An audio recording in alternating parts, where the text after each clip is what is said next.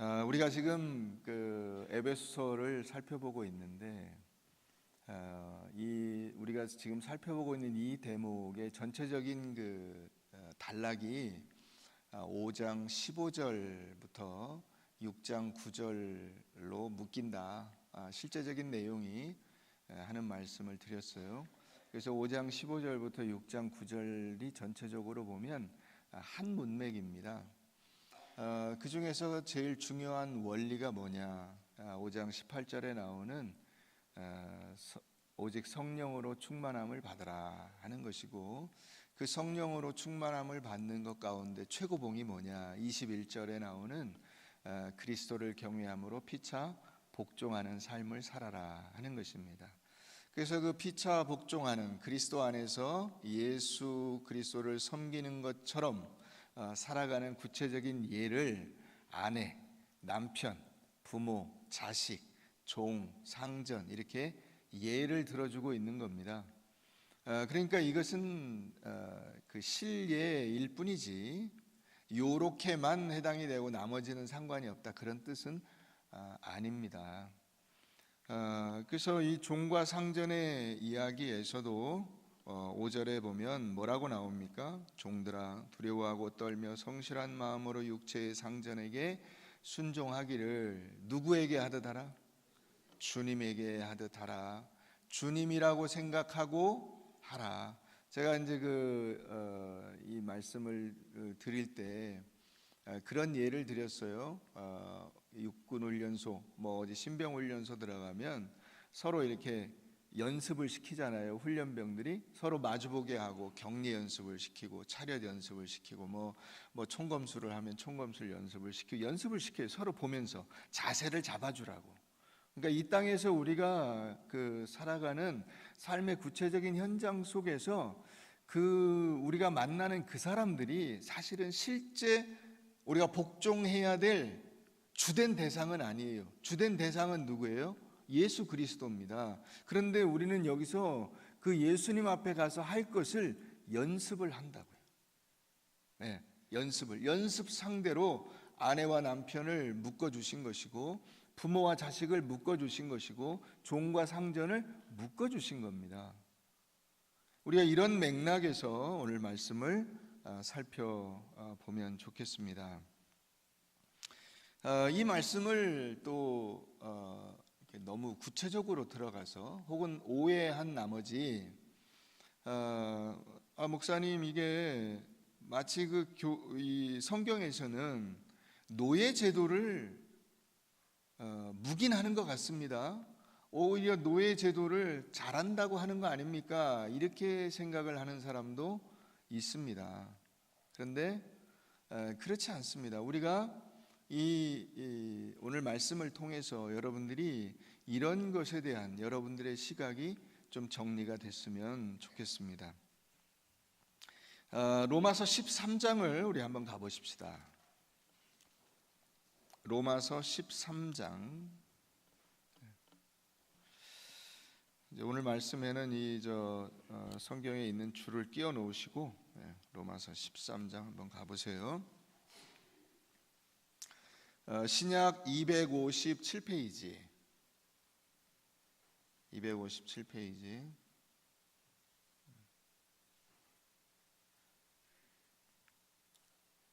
각 사람은 위에 있는 권세들에게 복종하라. 권세는 하나님으로부터 나지 않음이 없나니 모든 권세는 다 하나님께서 정하신 바라. 그러므로 권세를 거스르는 자는 하나님의 명을 거스름이니 거스르는 자들은 심판을 자취하리라. 다스리는 자들은 선한 일에 대하여 두려움이 되지 않고 악한 일에 대하여 되나니 내가 권세를 두려워하지 아니하려느냐? 선을 행하라. 그리하면 그에게 칭찬을 받으리라. 그는 하나님의 사역자가 되어 내게 선을 베푸는 자니라. 그러나 내가 악을 행하거든 두려워하라. 그가 공연히 칼을 가지지 아니하였으니 곧 하나님의 사역자가 되어 악을 행하는 자에게 진노하심을 따라 보응하는 자니라. 그러므로 복종하지 아니할 수 없으니 진노 때문에 할 것이 아니라 양심을 따라 할 것이라. 너희가 조세를 바치는 것도 이로 말미암음이라. 그들이 하나님의 일꾼이 되어 바로 이 일에 항상 힘쓰느니라.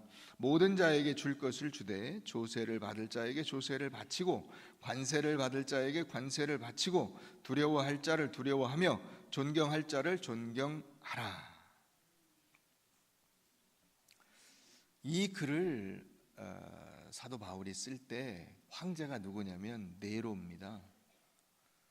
네로 황제에게 기독교인들이 얼마나 많은 핍박을 받았습니까? 이 핍박이 어느 정도의 핍박이냐면 사람을, 기독교인들을 마구 죽이는, 거의 학살에 가까운 그런 핍박입니다. 그래서 그 당시에 그 검투사들이라고 하는 사람들의 놀이를 위해서 이렇게 칼싸움을 하는 그런 사람들이 있었어요. 그 칼싸움을 하는 사람들의 이 살인, 이 연습 상대로 무기도 없이 그 죽임을 당하고요. 그 맹수들의 먹이로 던져지고요. 그런 것들을 또 사람들이 수천 명이 둘러 앉아서 보면서 박수를 치고 좋아하고요. 그와 같은 상황인데 사도 바울이 뭐라고 합니까? 위에 있는 권세들에게 복종하라.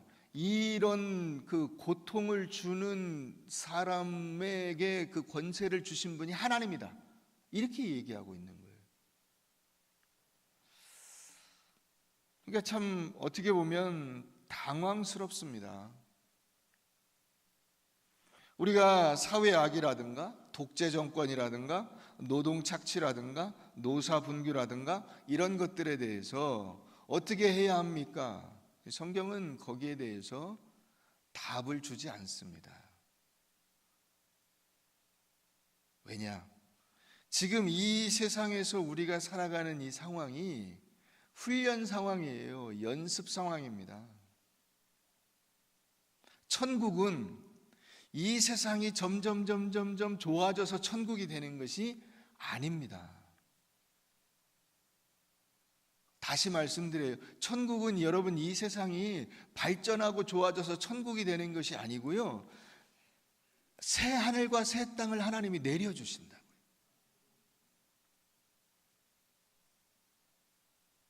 이걸 여러분들이 반드시 기억하셔야 돼요. 그러니까 노예라든가 인종이라든가 사회악이라든가 무슨 노사 분규라든가 민주화라든가 노동조합이라든가 이런 것들이 무엇이냐? 하나님의 백성을 하나님의 백성답게 만들고 훈련하는 연습 상황이라는 거예요. 그 안에 들어가서 어떻게 하느냐 하는 것은 여러분들이 여러분들의 믿음과 신앙과 양심을 따라 하시면 됩니다. 거기에 대해서 하라 마라 하는 이야기가 없어요.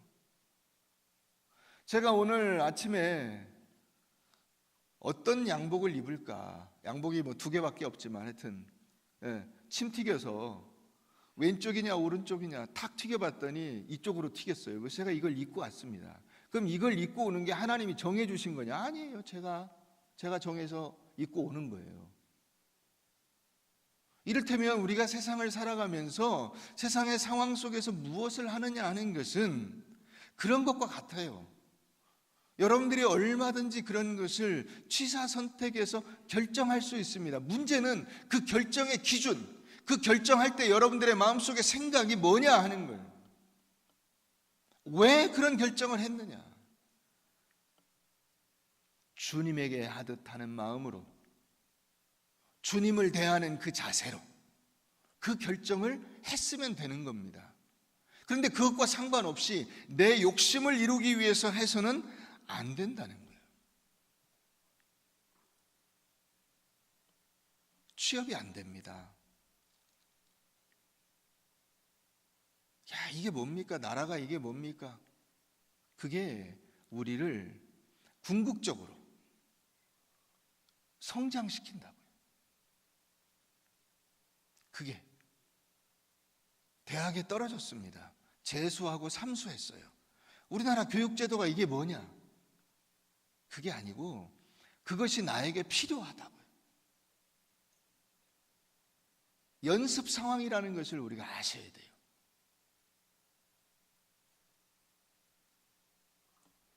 이로 인해서 우리가 손해보지 않는다는 것입니다. 어려움을 겪어서 곤란을 당해서 고통 속에 있는 그 시간들이 나를 하나님 앞에서 귀한 사람으로 만들어낸다는 거예요. 이것을 우리가 잊지 말아야 하는 것입니다. 고린도전서 7장을 한번 봐보겠습니다. 로마서에서 조금 뒤로 가면 몇 페이지 넘기면 고린도전서 7장이 있습니다.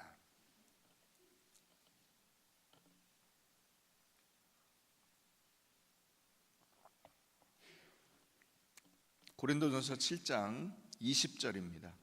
신약 271페이지.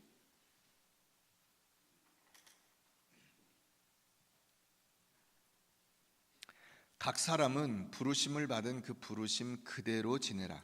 내가 종으로 있을 때에 부르심을 받았느냐 염려하지 말라. 그러나 내가 자유롭게 될 수 있거든 그것을 이용하라. 주 안에서 부르심을 받은 자는 종이라도 주께 속한 자유인이요, 또 그와 같이 자유인으로 있을 때 부르심을 받은 자는 그리스도의 종이니라. 너희는 값으로 사신 것이니 사람들의 종이 되지 말라. 형제들아, 너희는 각각 부르심을 받은 그대로 하나님과 함께 거하라. 이게 무슨 말이에요? 노예예요. 이 로마 시대에는 노예 제도가 있었어요. 노예가 사회를 지탱하다시피 했어요. 그런데 노예로 있을 때 내가 예수를 믿게 됐느냐? 노예의 신분을 벗으려고 너무 거기에 집착할 필요가 없다. 왜냐? 하나님이 보실 때 너는 하나님 앞에서 노예가 아니다.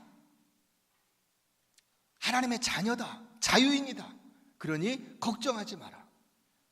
내가 자유인으로서 그리스도인이 됐느냐? 그렇다면 그리스도의 종이다. 내가 하나님을 나의 상전으로 모시고 예수를 나의 상전으로 모시고 그분의 종이 되어 그분을 섬기는 사람이라는 사실을 잊지 마라. 이거예요.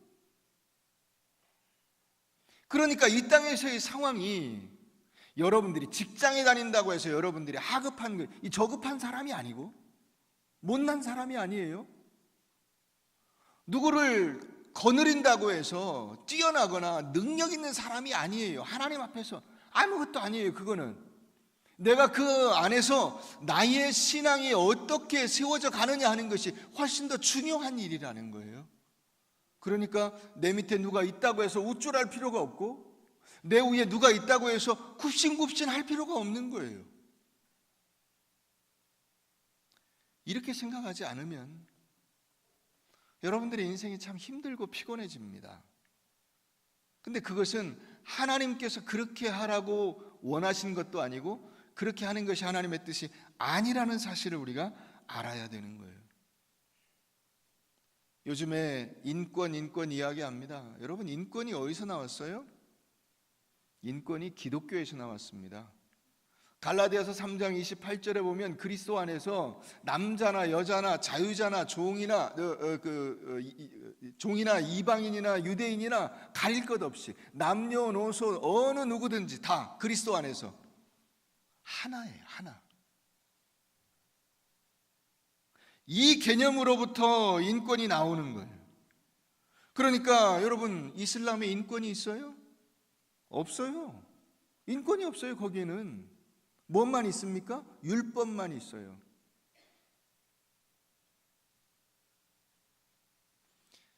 여러분들이 진짜로 감사하셔야 돼. 네. 아차 잘못해가지고 무슨 파키스탄, 사우디아라비아 이런 데 태어났으면 어쩔 뻔했어요. 죽을 지경이죠.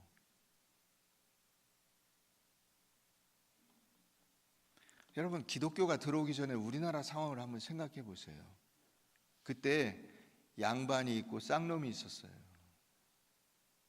기억나세요? 기독교가 들어와서 그걸 다 바꿔놨어요. 여자들의 인권이 어떻게 신장됐는지 아세요? 성경을 읽히기 위해서 글을 가르쳤어요. 한글을 보고 이 성경을 읽으니까 자연적으로 어떻게 됩니까?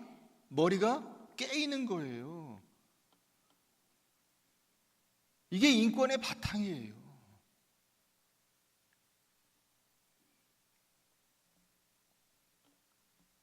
그런 걸 모르고 인권을 주장하는 사람들이 기독교를 요즘 까고 있어요.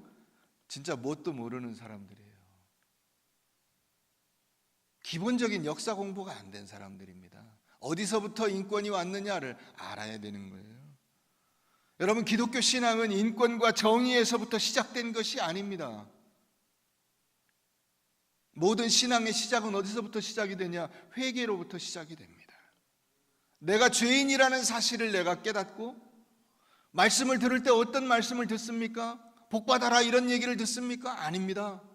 너 죄인이다, 회개하라는 이 얘기를 듣습니다. 그 죄를 지적하는 데서부터 회개하고 통해 자복하며 하나님 앞에 꿇어 엎드릴 때 우리는 알게 되는 겁니다. 하나님의 은혜가 얼마나 크고 놀라운가 하는 것을. 기독교가 언제 망했습니까? 세상의 부와 권세를 쥐게 될 때 기독교가 망했습니다. 강단에서 여러분들 복 받으십시오, 여러분들은 잘 될 겁니다, 여러분들이 하는 모든 일들은 다 하나님께서 복 주신 겁니다, 이런 얘기를 하고 있을 때 기독교가 망했습니다.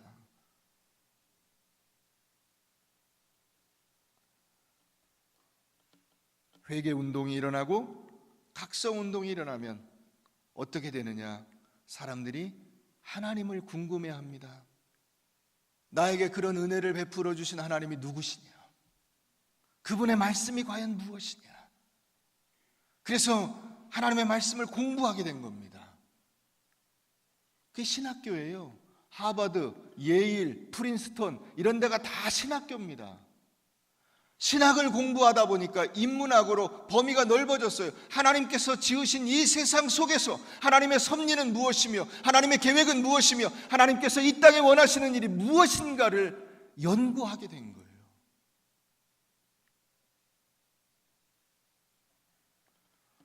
하나님의 형상으로 지음받은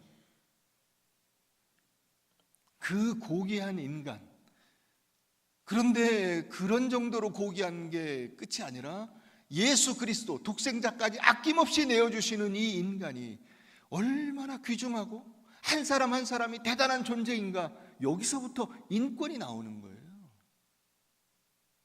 그래서 남자든 여자든 자유자든 종이든 유대인이든 이방인이든 가릴 것 없이 다 훌륭하고 아름답고 멋진 하나님의 사람이라고 하는 이 개념으로부터 인권이 나오는 겁니다. 그러니까 인권을 논하려면 예수를 알아야 돼요.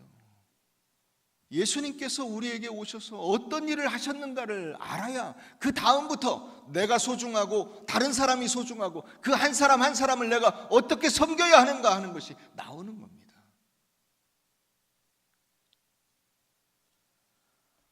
여기서부터 여성을 귀하게 여기고 아이들을 보호하고 그 사람들이 모인 이 사회에 의견을 존중해서 그 의견대로 가는 민주주의가 발전하게 되는 겁니다.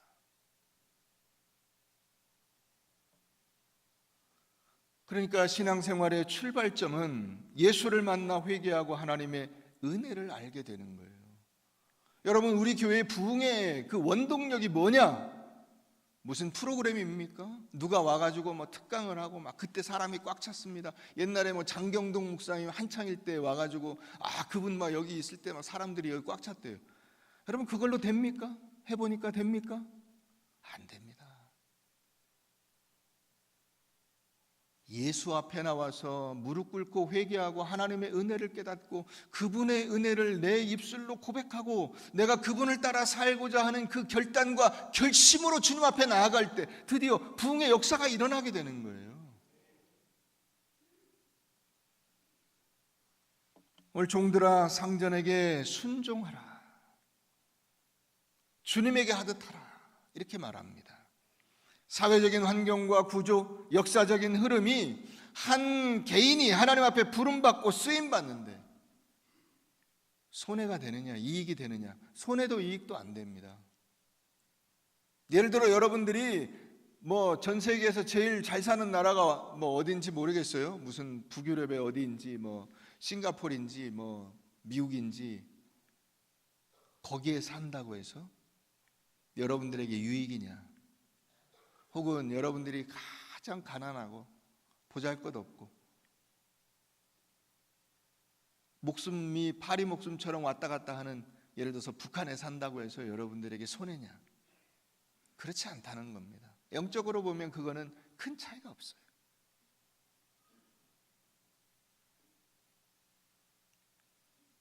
독재사회냐 민주사회냐, 이것이 한 개인의 이익과 손해에 상관이 안 된다는 거예요.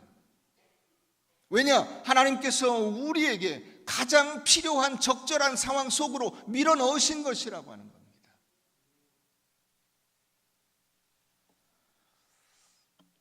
여러분들은 그렇게 생각이 안 되실 수도 있습니다. 그러나 여러분 어릴 때 생각해 보세요. 그때나 지금이나 사람의 본질은 달라진 것이 없습니다. 여러분들의 주머니에 돈 좀 들고 여러분들이 옷을 양복 입고 넥타이 매셨다고 해서 여러분들의 속이 달라진 것이냐? 반대로 내가 지금 초라하게 입고 먹고 입고 사는 것이 힘들고 어렵다고 해서 내 속에 있는 그 본질이 달라진 것이냐? 그건 아니에요. 그와 같다는 겁니다.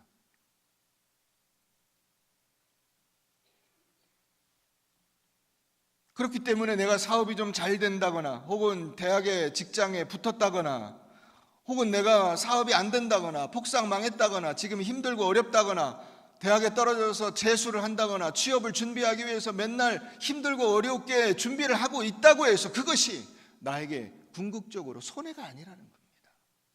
이익도 아니고 손해도 아니에요. 이걸 여러분들이 아셔야 돼요. 이익도 아니고 손해도 아니에요. 그때 내가 어떻게 사느냐 하는 것이 핵심이에요.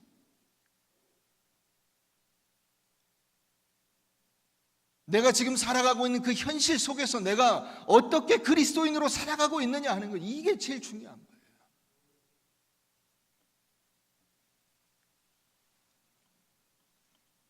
내가 원하는 대로 세상이 돌아가지 않을 때 우리는 하나님을 원망하게 됩니다. 하나님 어떻게 저한테 이러실 수가 있습니까? 우리 하박국 한번 가보십시다.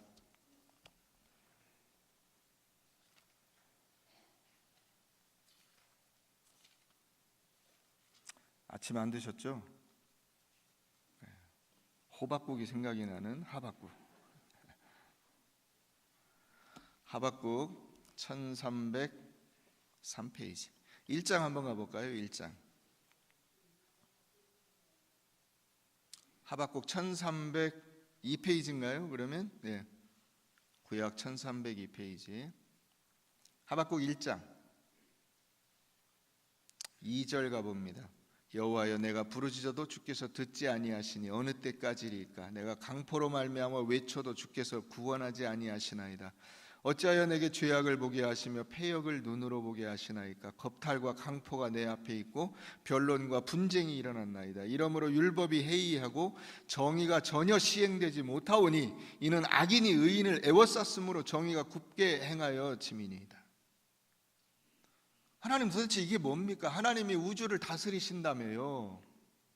세상이 돌아가는 꼴을 한번 보십시오. 진짜 이게 뭐 도대체 이걸 세상이라고 할 수 있습니까? 이런 하소연을 하고 있습니다. 자, 하나님이 그럼 뭐라고 하시냐? 5절 이하 한번 가봅시다. 여호와께서 이르시되 너희는 여러 나라를 보고 또 보고 놀라고 또 놀랄지어다. 너희 생전에 내가 한 가지 일을 행할 것이라. 누가 너희에게 말할지라도 너희가 믿지 아니하리라.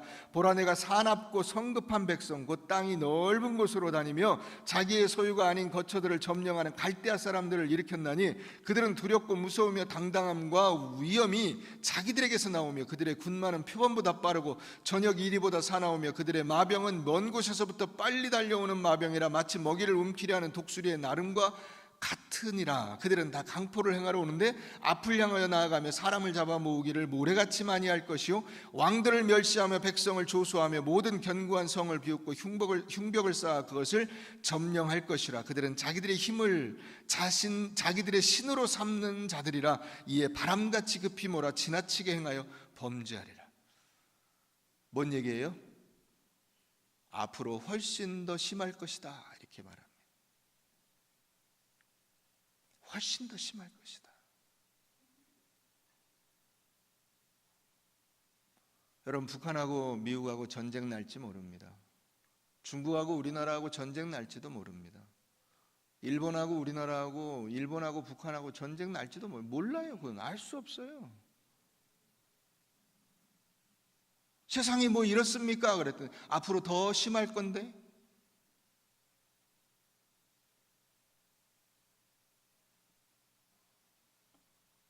지금까지는 아무것도 아니다. 세상은 그런 나라들에 의해서 더 험악하게 휘저어질 것이다. 그 얘기를 하고 있는 겁니다. 하나님은 이 세상을 천국으로 만들어 가시지 않습니다. 왜요? 버려야 돼요. 이 세상은 연습 장소예요. 우리를 연단하고 훈련하는 곳이에요.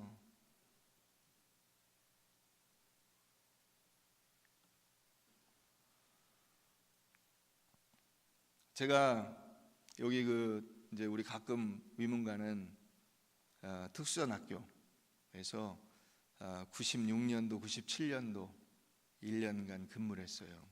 그래서 거기서 이제 공수훈련을 받았어요. 그때 뭐 공수부대 갔으니까 공수훈련을 받아야죠. 자기들이 그러거든. 여기 공수윙이 없는 사람한테는 같은 부대원이라도 격려를 안 한다. 이런. 그래서 그래, 어디 두고 보자. 내가 어여시 이 마크를 달아주마.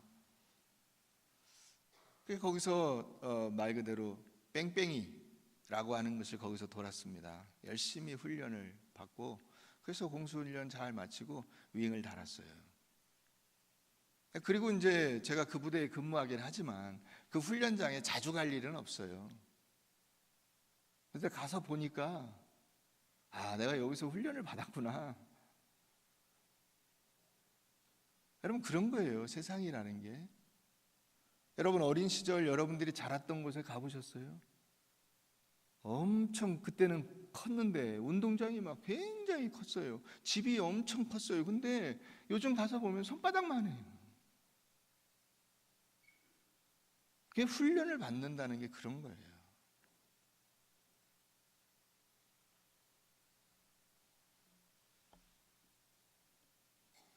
하나님께서 뭐라고 하십니까? 네가 힘드냐? 야, 앞으로 더 힘든 훈련이 기다리고 있다.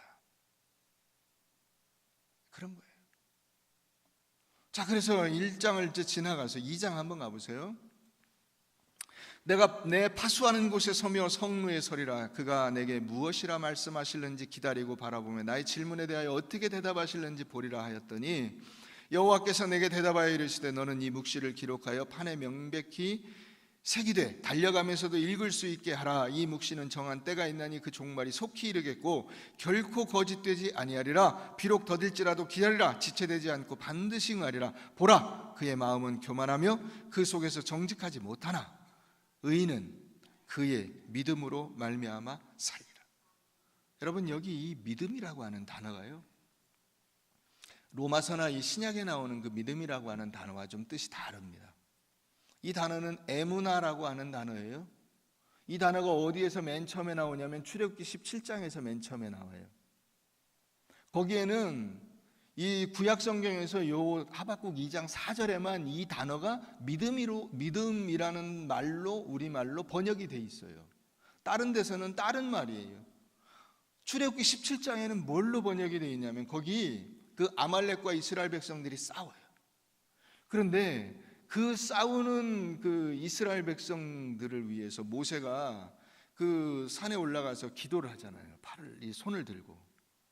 이 팔이 내려오면 이스라엘 백성들이 전세가 불리해지고 올라가면 이기고. 그래서 옆에 저 아론과 훌이 어떻게 합니까? 가서 팔을 붙잡아 줍니다. 이 팔을 붙잡아주는 요게 여기 나오는 이 믿음이라고 하는 단어예요. 이 팔을 들고 버텨야 돼요. 이 팔을 들고 이 세상의 흐름에 휩쓸려 가지 않고 버티는 그 믿음, 그게 여기 나오는 이 믿음이에요. 이게 에무나예요. 에무나라고 하는 히브리 단어예요. 그럼 이 단어가 어떤 말로도 쓰였느냐? 충성이라는 말로 쓰였어요. 여러분, 충성이라는 게 뭐죠? 충성은 이랬다 하는 게 충성이 아니죠. 그렇지 않아요? 여자는 지조, 남자는 의리. 의리라는 건 뭐예요? 한번 딱 이게 가면, 충성을 맹세하면 그대로 끝까지 가는 거예요. 죽을 때까지 가는 거예요. 하나님 앞에, 하나님, 제가 하나님의 자녀입니다. 하나님께서 내게 은혜 베풀어 주신 거 감사합니다. 그러면 끝까지 가는 거예요. 목숨 걸고 가는 거예요. 그게 충성이라고 하는 단어예요. 여러분, 이 에무나라고 하는 단어가 어디서부터 온지 아세요? 아만이라고 하는 단어에서 나왔어요. 아만에서 아멘이 나왔어요. 아멘. 아멘이 여기서 나온 거예요. 믿음이라는 것은, 여러분, 우리가 하나님 앞에 진실되고 충성되고, 하나님, 그 말씀이 옳습니다, 그 말씀이 진실입니다, 그 말씀대로 순종합니다 라고 하는 그것이 믿음인 거예요. 어떻게 될 때? 힘들고 어려울 때, 나의 삶의 여러 상황 속에서 그 어려움을 당할 때 하나님 죽겠습니다 하고 쓰러지는 것이 아니라, 하나님, 제가 끝까지 견딥니다. 제가 목숨 다하여 주의 말씀대로 순종합니다. 걱정하지 마십시오. 아멘 하고 가는 거예요. 그게 이 하박국 2장 4절에 나오는 믿음이라고 하는 단어의 의미예요. 여러분, 교회는 바로 이런 곳입니다. 교회는 그래서 세상의 권세와 세상의 힘으로 승부하지 않아요. 교회는 십자가 복음의 충격이 있는 곳이고, 여기서 예수를 만나는 곳이고, 하나님께서 내게 주신 은혜를 가슴에 붙들고 그 은혜를 너무 소중하게 생각하면서 주님 앞에 꿇어 엎드려 결단하며 눈물 흘리며 감사하며, 그래서 주께서 내게 맡기신 그 사명을 향해서 달려가는 훈련의 장소예요. 그게 교회입니다. 근데 요즘에 정신 못 차리는 교회들, 정신 못 차리는 목사들이 너무 많아요. 이런저런 이름으로 정치에 뛰어들어서, 그것이 무슨 어느 쪽이든 상관없이 정치에 목을 매는 사람들이 너무 많아요. 여러분, 제가 말씀드렸잖아요. 이 세상이 점점점 좋아져서 하나님의 나라가 되는 것이 아니라고요. 그렇기 때문에 우리가 그런 의미에서는 대통령과 나라와 국회의원과 위정자들과 이런 사람들을 위해서 기도할 필요가 없어요. 그건 자기들이 좋은 일을 하는 거예요. 우리는 뭘 해야 됩니까? 그 시간에 나를 돌봐요. 나를. 내가 하나님의 말씀에 서 있는가? 내가 하나님의 뜻대로 살고 있는가? 내가 하나님께서 내게 주신 나의 사명지, 여러분들의 가정과 직장과 학교와 여러분들과 만나는 그 사람들과 어떤 관계를 맺으면서 그들에게 주님에게 하듯이 하고 있는가? 그들을 주님을 섬기듯이 섬기고 있는가?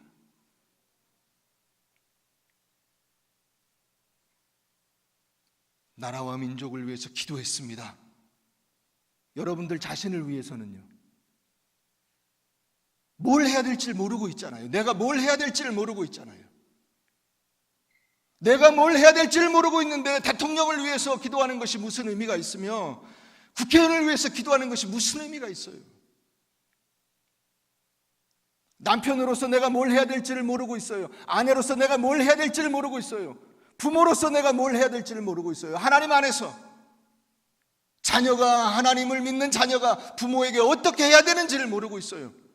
그리스도인 종이, 그리스도인 직장인이 그리스도인 상급자에게, 그리스도를 믿는 그 주변에 있는 사람들에게 어떻게 해야 되는지를 모르고 있으면서 정치, 여러분 그 신경 쓰지 마세요. 그럴 시간이 있으면 여러분들 남편에게 커피 한 잔 타다 드리시고, 아내에게 맛있는 거 하나 사다 주시면서 손을 잡아주세요. 여러분들의 부모님 앞에 무릎 꿇고 엄마 아버지 고맙습니다, 이 얘기 한마디 하세요. 여러분들이 그럴 시간이 있으면 자녀들 불러다가 한번 안아주면서, 내가 너에게 해주고 싶은 것이 많으나 내 마음속에 있는 만큼 너를 뒷바라지하지 못해서 미안하다. 그러나 네가 잘 자라줘서 나는 너무 좋다. 이런 얘기 한마디 해주세요. 여러분들 직장 상사에게 찾아가셔서 커피 한 잔 타다 주면서 고맙습니다 한마디 해보세요. 하급자들 불러 모아가지고 여러분들 덕에 내가 있습니다 밥 한번 사보세요. 대통령과 국회의원을 위해서 기도할 시간에 내가 뭘 해야 되는지는 모르면서 그 거창한 것을 이야기하면 여러분들의 신앙이 올라갑니까?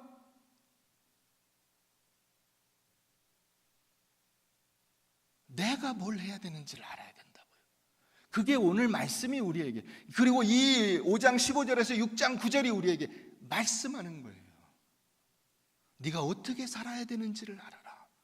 그 속에서 그걸 연습해라.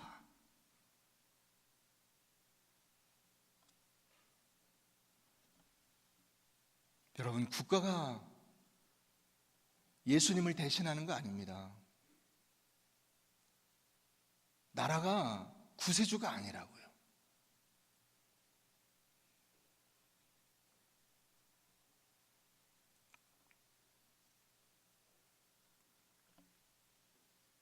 여러분, 하나님 앞에서는 나쁜 나라도 없고 좋은 나라도 없어요. 그건 세상적인 개념일 뿐입니다. 좋은 상급자, 나쁜 상급자가 없어요.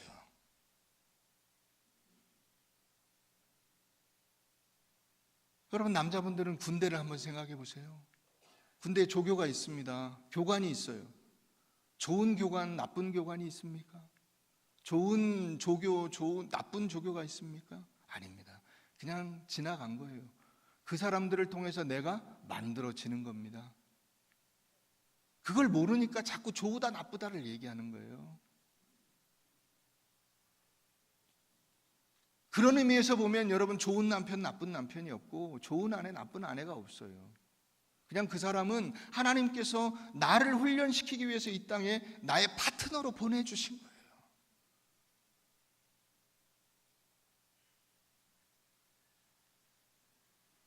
여러분, 하나님이 얼마나 대단하신 분이냐. 하나님께서 사랑하는 스데반이라고 하는 집사를 때려 죽인, 돌로 쳐 죽인 그 사울이라고 하는 청년을 변화시켜서 사도로 삼은 그런 하나님입니다. 나쁜 놈 아닙니까? 그런데 그 사람이 예수 그리스도 안에서 변해서 좋은 놈이 됐다고요.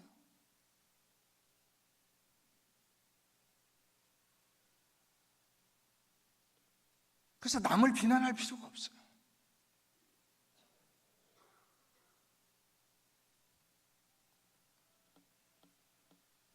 여러분, 나라가 혼란스럽습니다. 왜 혼란스러운지 아세요?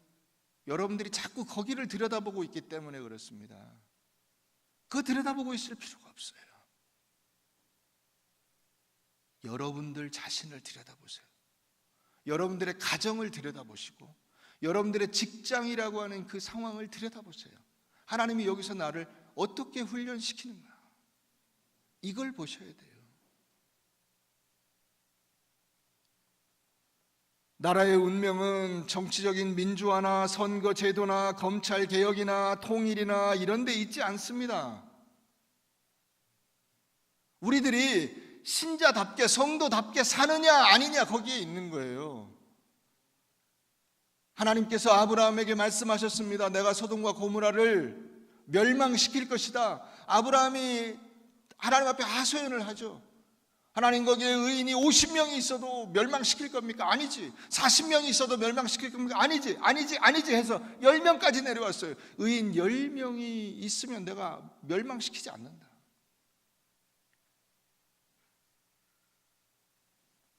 여러분들이 성남 분당에 의인 10명이 있냐? 그때 여러분들이 그 10명 가운데 한 사람이 되려는 마음으로 살아야 돼요. 하나님께서 찾으시는 그 한 사람이 되고자 하는 마음으로, 그런 마음으로 직장에서, 가정에서, 교회에서, 여러분들의 이웃들과의 관계 속에서 살아내는 거예요. 그게 이 세상을 하나님께서 우리에게 주신 의미예요.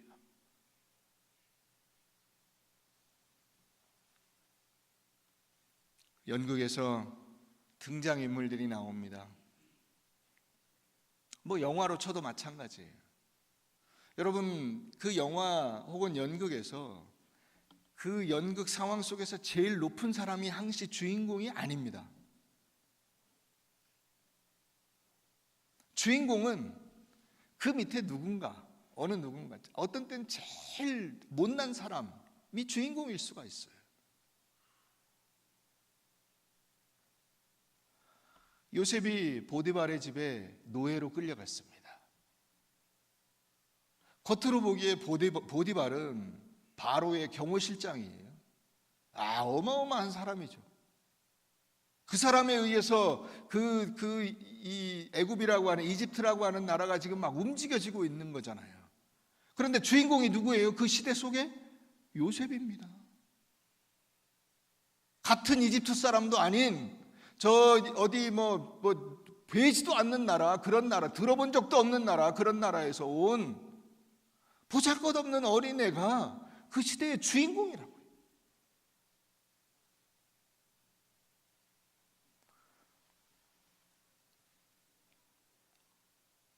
거지 나사로와 부자의 비유가 나옵니다.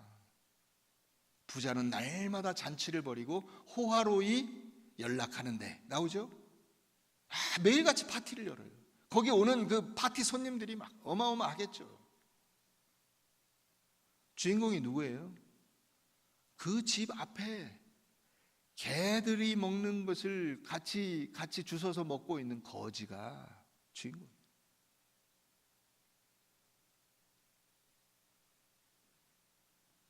여러분, 사도 바울이 죄수로 잡혀서 로마로 실려갔습니다. 하나님의 복음을 전하는 복음의 사도로 거길 간 거예요. 누가 다스리고 있냐? 로마 황제가 다스리고 있습니다. 그 황제에 의해서 나라가 움직여지는 것처럼 보입니다. 그런데 여러분, 우리가 복음을 읽어보면 그 죄수 중에 하나, 나중에 그 목배임을 당해서 죽게 되는, 순교하게 되는 그 사도 바울이라고 하는 이름 없는 죄수가 주인공입니다.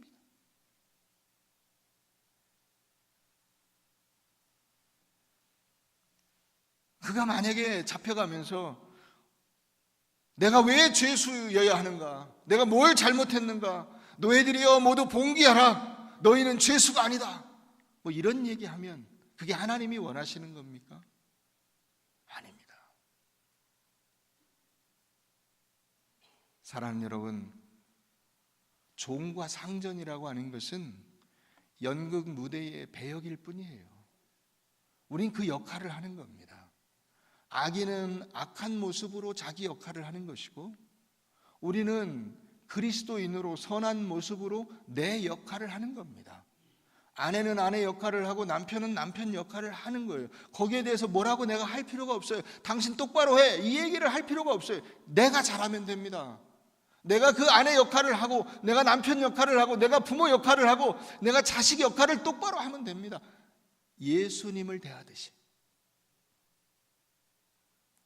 여러분, 직장 생활 하십니까?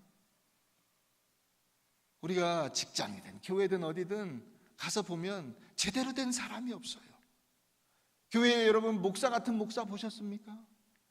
목사 같은 목사가 없어요. 다 비리비리하고 쟤 똑바로 못하고 저렇게밖에 못하나 이런 생각이 드시죠. 근데 여러분, 그것은 왜 그러냐? 여러분들이 그 속에서 훈련을 받도록 하기 위해서예요. 더 멋지고 거룩한 사람으로 세우시기 위한 하나님의 계획이에요. 직장에서도 마찬가지예요. 상사다운 상사가 있습니까? 그러나 그 상사가 문제가 아니라는 거예요. 내가 문제인 거예요. 하나님이 보시는 그 대상은 그 상사가 아니에요. 나를 보고 계신 거예요. 야, 너 힘내라. 어렵지? 직장 생활 힘들지? 괜찮아, 내가 있잖아. 주님을 대하듯이. 알겠습니다, 주님. 제가 주님 보고 갑니다. 제가 주님을 만난 것처럼 그런 마음으로 상사를 대하겠습니다. 우리 동료들을 대하겠습니다. 그것을 깨닫고 신실하게 충성스럽게 끝까지 견뎌내시는 여러분들 되시기를